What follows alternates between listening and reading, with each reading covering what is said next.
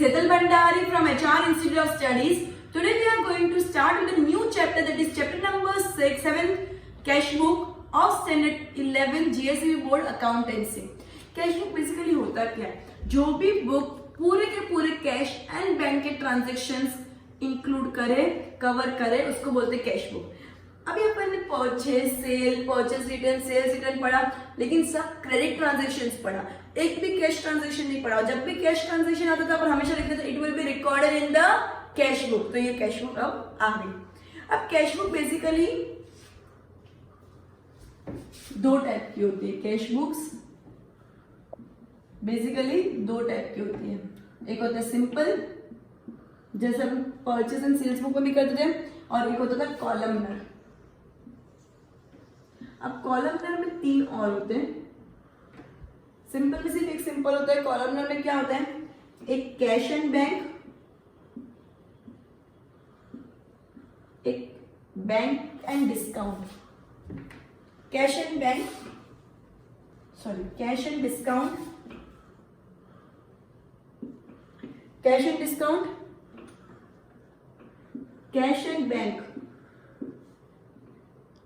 और तीसरा bank and discount. समझ आया? अभी डिटेलिंग है ना, अपन बाद में जब सम्स करेंगे ना ज्यादा क्लियरिटी से समझाऊंगी. उससे पहले एक बार फॉर्मेट पे ध्यान देते हैं. अब फॉर्मेट में एक एक चीज क्या है उसका मतलब समझते हैं. तो सबसे पहले illustration first simple cash book का फॉर्मेट में ड्रॉ करती हूँ, एंड उसमें किस चीज का मतलब क्या होता है वो अकॉर्डिंगली समझाते जाऊंगी. Clear everyone? सो फॉर्मेट क्या है?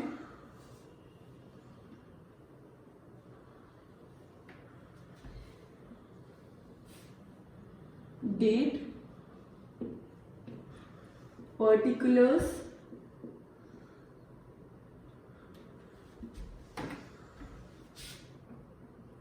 receipt number, LF,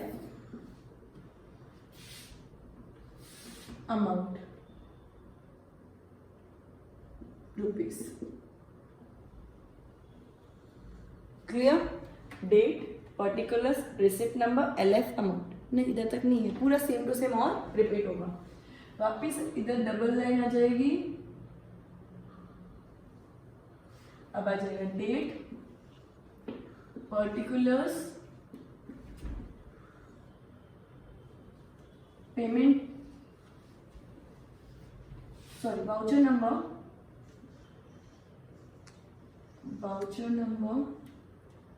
LF, amount, rupees. अब सब लोग ध्यान देना.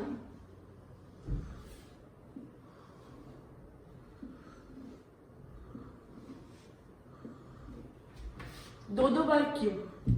रीजन बताती हूँ. ये जो है ना वो रिसिप्ट साइड है. रिसिप्ट मतलब क्या होता है? जो भी पैसा आ रहा है. रिसिप्ट मतलब क्या होता है? जो भी पैसा आ रहा है. पेमेंट मतलब किधर भी पैसा जा रहा है.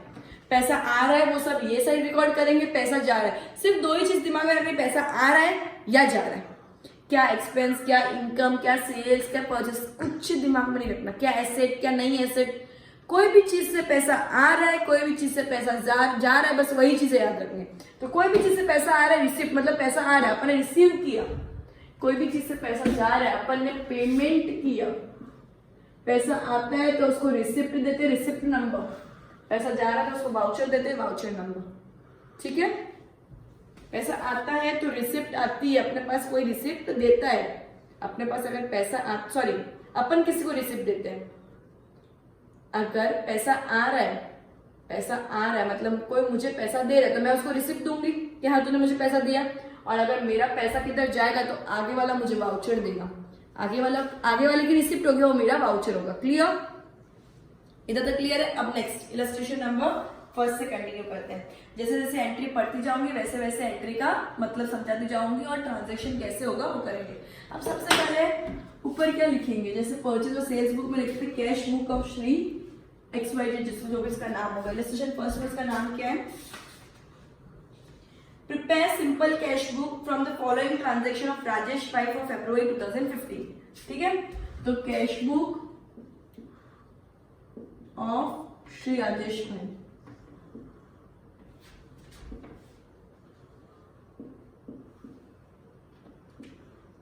Cash book of Shri Ayush भाई फॉर फेब्रुअरी 2015 लिखोगे तो भी चलेगा, नहीं लिखोगे तो भी चलेगा, बिकॉज डेट में वो चीज कवर हो जाएगी। अब कैश बुक में हमेशा ये साइड डेबिट है, मतलब पैसा आने वाला साइड, ये साइड क्रेडिट है। कंपल्सरी डेबिट एंड क्रेडिट लिखना कंपल्सरी है। Clear everyone? अब सबसे पहली entry, cash on hand ₹5000। Cash on hand मतलब क्या कि पिछले महीने से मुझे ये बार, अभी मेरे पास 500 रुपये, अगर मैं कोई भी महीने का ट्रांजेक्शन करूंगी, समझो मुझे मेरे पापा हर महीने पॉकेट मनी देते 5000 रुपीज, ठीक है, तो ये महीना मैंने 3000 खर्चा किया, 2000 मेरे पास बचेंगे। तो नेक्स्ट मंथ, समझो जनवरी मंथ है, मेरे पास 5000 पापा ने दिए, 3000 खर्चे में, 2000 मेरे पड़े, तो नेक्स्ट मंथ में 2000 मेरे पास होंगे और पापा ने 5000 दिए, तो टोटल मेरे पास कितने होंगे? 7000। तो 2000 क्या हुआ? जो पिछले मंथ से मैंने ये साल ब्रॉड फॉरवर्ड किया, जो पिछले महीने का ये साल मैंने वापस लाया, उसको बोलते हैं brought forward, balance brought forward. तो ये जो 5000 है वो क्या है? बैलेंस ब्रॉड फॉरवर्ड, इसको क्या बोलते हैं? बैलेंस BF, ठीक है। वो कैश का हमेशा बैलेंस डेबिट बैलेंस होता है, तो बैलेंस ब्रॉड फॉरवर्ड हमेशा डेबिट साइड पे आएगा कंपल्सरी, ठीक है। February 1st बैलेंस, तो क्या इधर हमेशा 2 आएगा, उधर हमेशा बाय आएगा, तो 2 balance brought forward, 2 balance brought forward कितना अमाउंट आएगा? 5000। तो अमाउंट में मैं लिख दूंगी 5000 रुपीज।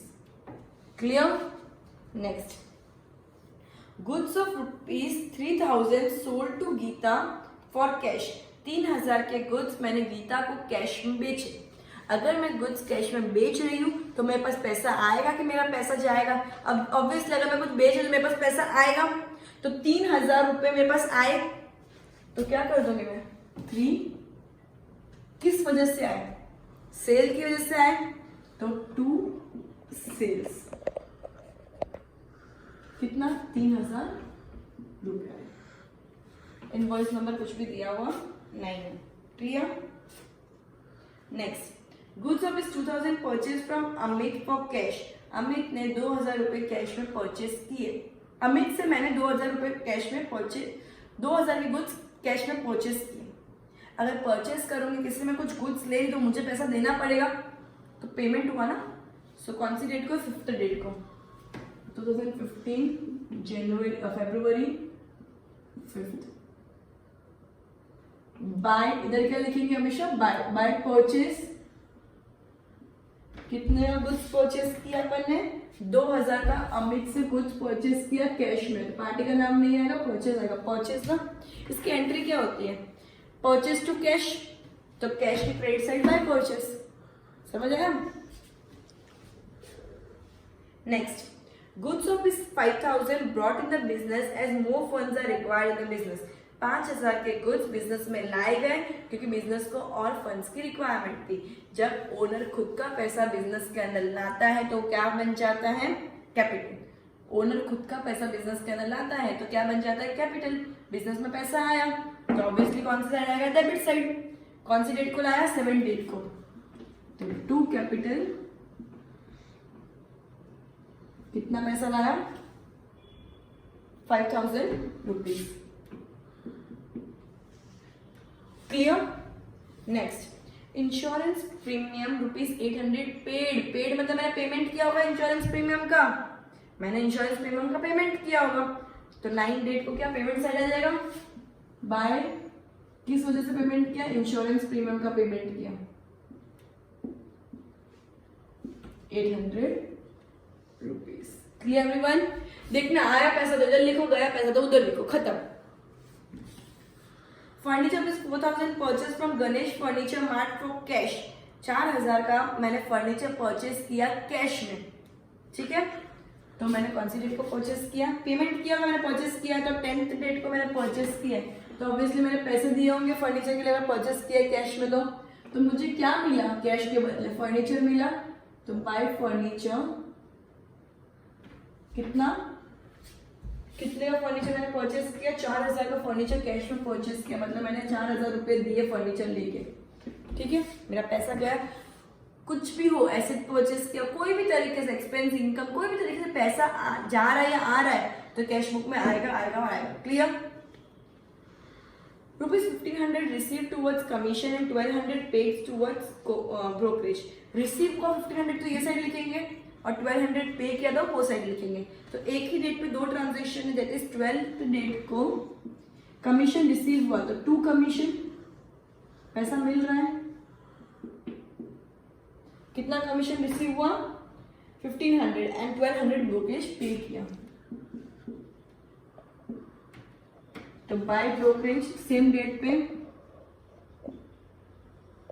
कितना 1200 पे।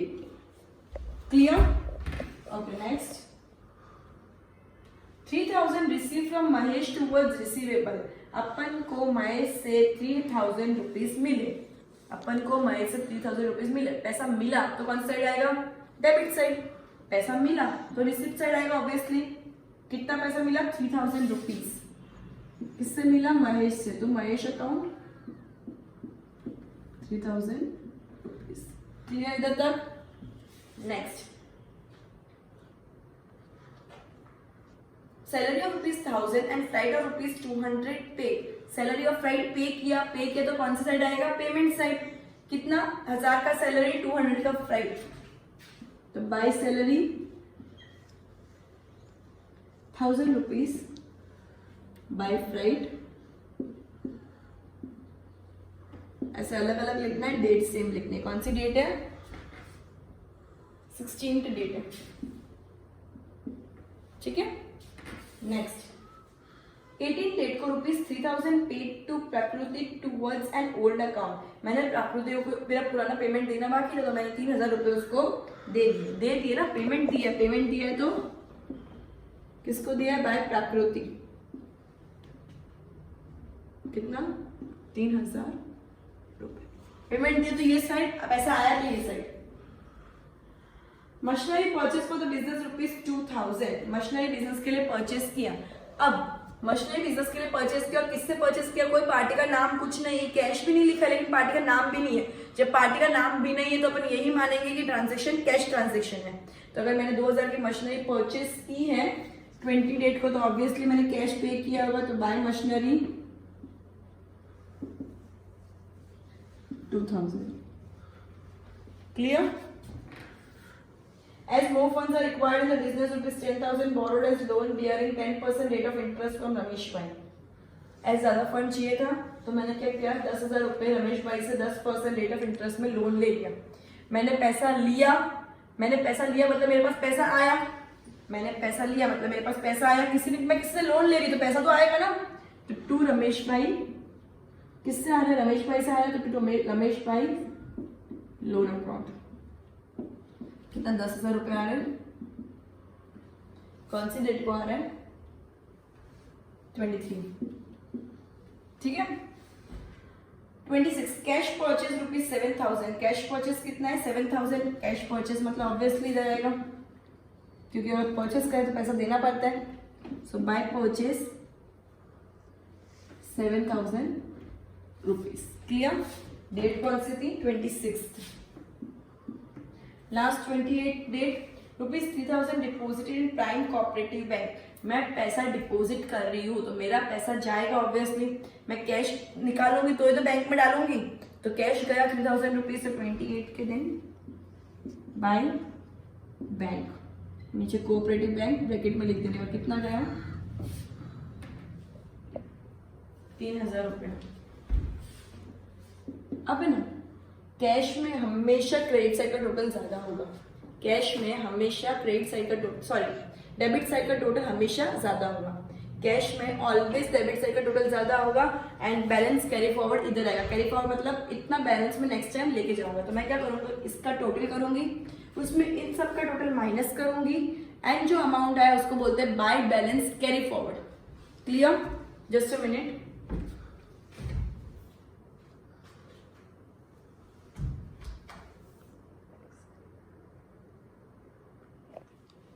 ओके सो मैं डेबिट साइड का टोटल हमेशा ज्यादा होगा तो मैं डेबिट साइड का टोटल करती हूँ 5,000 plus 3,000 8 plus 5 13 plus 1,500 that is 14,500 plus 3,000 17,500 plus 10,000 that is 27,500।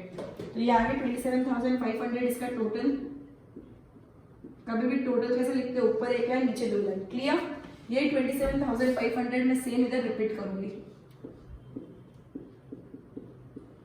And जो भी इसमें से माइनस किया इन सबको वो बाय लास्ट डेट कौन सा होगा, 28 ही लास्ट डे होगा क्योंकि फेब्रुवरी मंथ है, तो लास्ट डेट हमेशा इधर लिखने की और लिखने का by balance carry forward. Carry forward मतलब CNF, ठीक है। अब इसमें से इन सबको माइनस कर दो। सो इन सबका पहले टोटल क्या है, 2000 प्लस 800 2800 6800 7000 8000 9000 9200 10,200 11,200 12,200 13,200 14,200 14,200 plus 10,000 that is 24,200। अब 27,500 में से 24,200 अगर माइनस करूं तो कितना बचा, 3,300। एक बार मैं टैली कर देती हूँ, तुम लोगों को कैलसी में ही कैलकुलेशन करना है कंपलसरी। करेक्ट अमाउंट आया बाय बैलेंस कैरी फॉरवर्ड कितना आया, 3,300 रुपीज। Clear everyone? इसको अच्छे से पूरे सम को गो थ्रू कर लो एक बार। अब इधर तक अपना सम कंप्लीट हुआ। अब जो अपना कैरी फॉरवर्ड आया है वो नेक्स्ट ईयर का डेबिट साइड आ जाएगा। ये जो अपन ने लिखा ना वो नेक्स्ट मंथ, ये फरवरी मंथ का है तो मार्च मंथ में ये बैलेंस ब्रॉट डाउन करके डेबिट साइड ही आएगा। तो March first March next month में ब्रॉट फॉरवर्ड हो जाएगा ना, तो टू बैलेंस ब्रॉट डाउन कितना अमाउंट है, 3,300, ऐसा लिख के फिर छोड़ दो। Clear? Okay, continue with the next sum.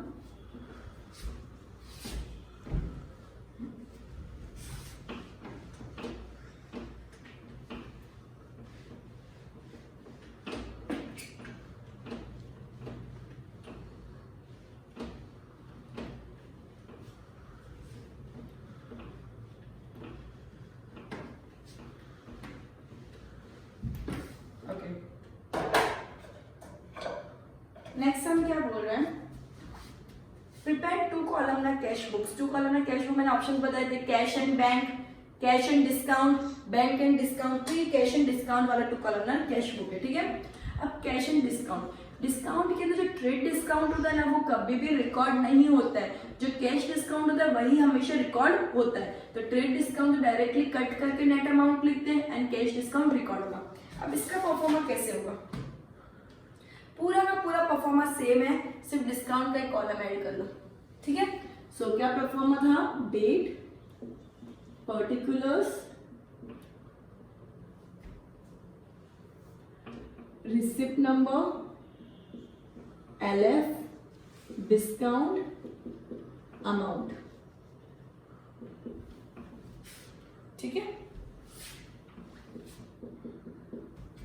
Date, particulars, voucher number, LF, discount, amount।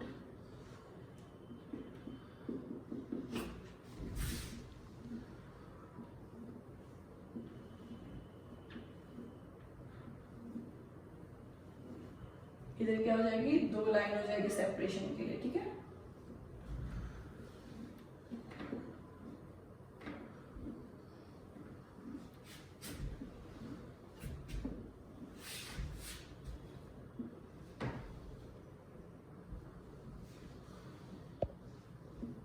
ठीक है, ये किसका कैश बुक है, cash book of Shri Girish भाई, कैश बुक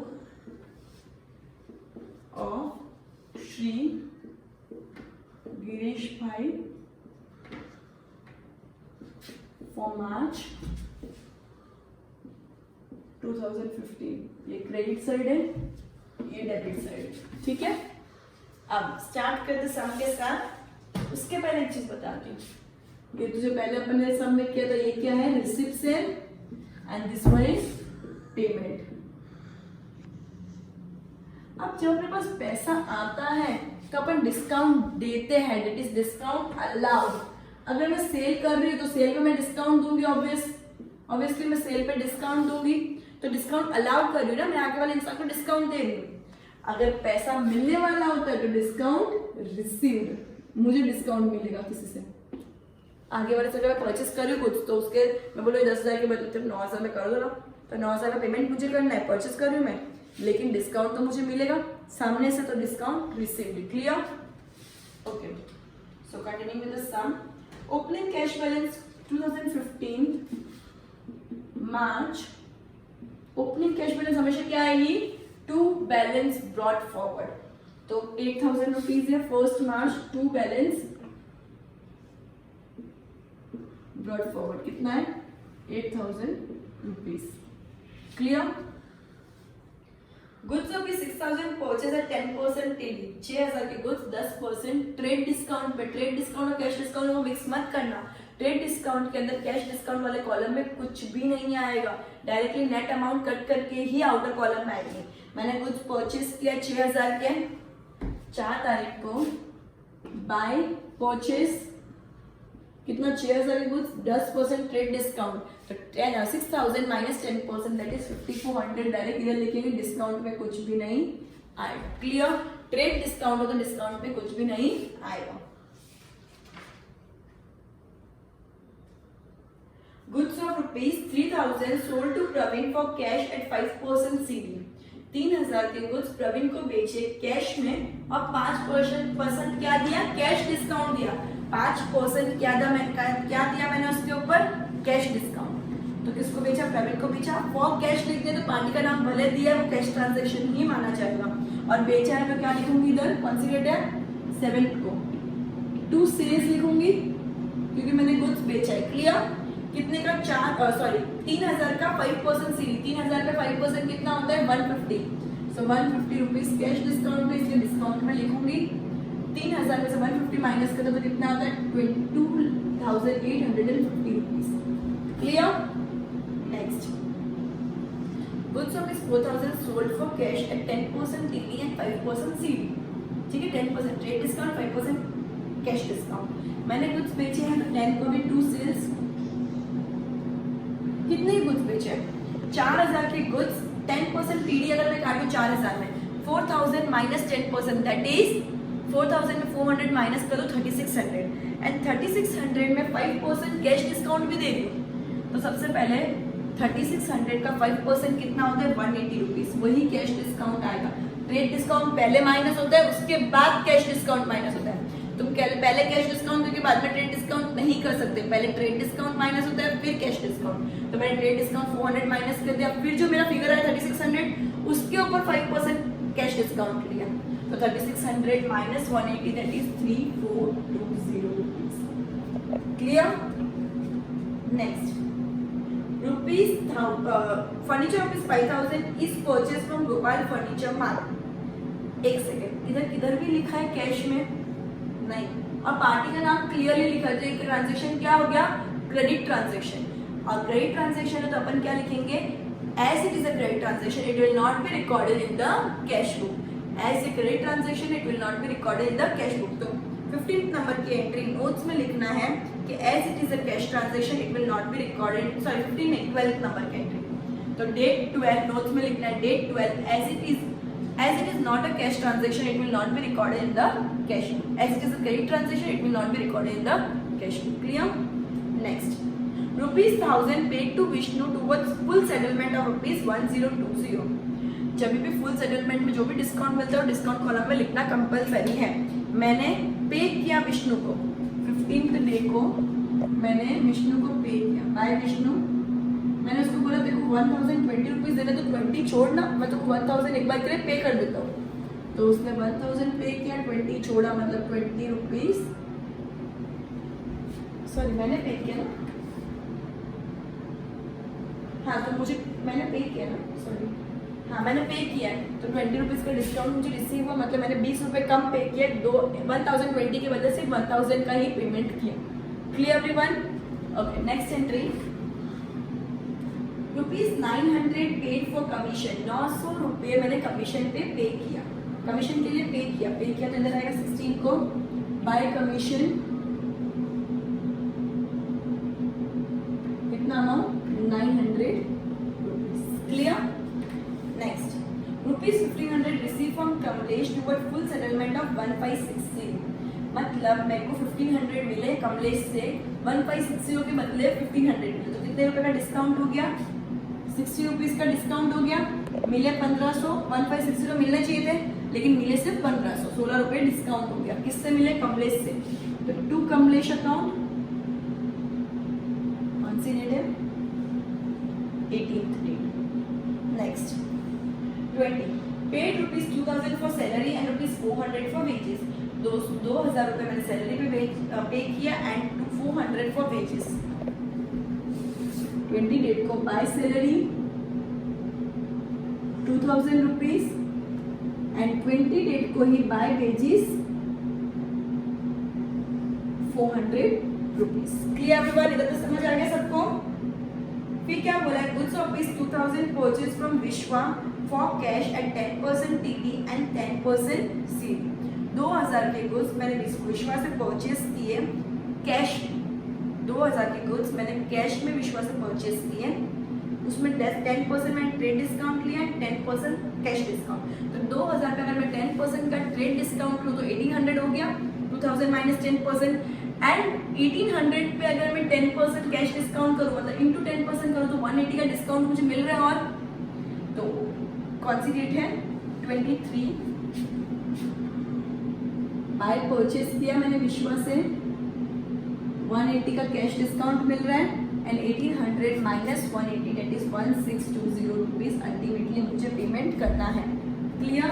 क्योंकि मैंने कुछ परचेज किया है।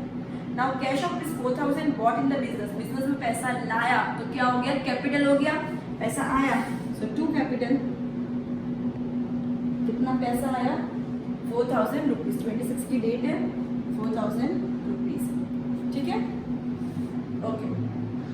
Machine of ₹8000 is purchased from Maheshwari Engineering for which 5000 is paid and the balance amount is agreed to be paid after 1 month. मतलब क्या बोला? 8000 की मशीनरी परचेज की है, जिसमें से 5000 पे कर दिए और बाकी के बाद में पे करेंगे नेक्स्ट मंथ। तो जितना पे किया ना उतना ही कंसीडर करना है, खाली ब्रैकेट में लिख देना है कि परचेज प्राइस 8000 रुपीज। ठीक है? तो 28 को परचेज किया है, बाय मशीनरी मिली मुझे, परचेज प्राइस इज ₹8000 ब्रैकेट में लिख देना है और अमाउंट कितना अभी पे किया है, जितना अभी पे किया उतना ही अमाउंट ब्रैकेट में लिखना है बाहर, सॉरी आउटर कॉलम में, बाहर अमाउंट के कॉलम में लिखना है। ठीक है? जितना पे किया। ओके, सो ये पूरा कंप्लीट हो गया। सो ऑब्वियसली मैंने क्या बोला? हमेशा डेबिट साइड में टोटल ज्यादा होगा। 8000 प्लस 2850 प्लस 3420 प्लस 1500 प्लस 4000, तो इसका टोटल कितना हो गया? 19770। तो इसका भी टोटल 19770 ही लिखूंगी मैं, और फिर इसमें से सब माइनस कर दूंगी। तो minus 5400 minus 1000 minus 900 minus 2000 minus 400 minus 1620 minus 5000। तो ये कितना बच गया? 3420। 3420 क्या हो जाएगा? Last day of the month, March है तो 31st डेट लास्ट होती है, तो बाय बैलेंस कैरी फॉरवर्ड 3420। और ये बैलेंस कैरी फॉरवर्ड 1 अप्रैल आ जाएगा इधर, 1 April to balance brought down. ये टोटल के बाद लिखते हैं, टोटल के नीचे 1 April to balance brought down way brought forward. इतना अमाउंट है 3420 करके छोड़ दो बस। Clear everyone? इतना समझ आ गया सबको? और डिस्काउंट का भी अमाउंट 3450 है यार, कुछ कैलकुलेशन मिस्टेक हो गई, 3450 आ गई। ठीक है? 3450। Clear everyone? ओके, सो 3450 आ गया ये। अब इसके अंदर जो भी क्या बोलते हैं, डिस्काउंट का भी अपन टोटल करेंगे same as it is. Discount का टोटल कोई भी साइड ज्यादा हो सकता है, तो अपन क्या करेंगे? डिस्काउंट के अंदर कोई ब्रॉट डाउन कैरी फॉरवर्ड ये सब नहीं होता, खुद का टोटल कर दो। इधर का डिस्काउंट का टोटल कितना होगा?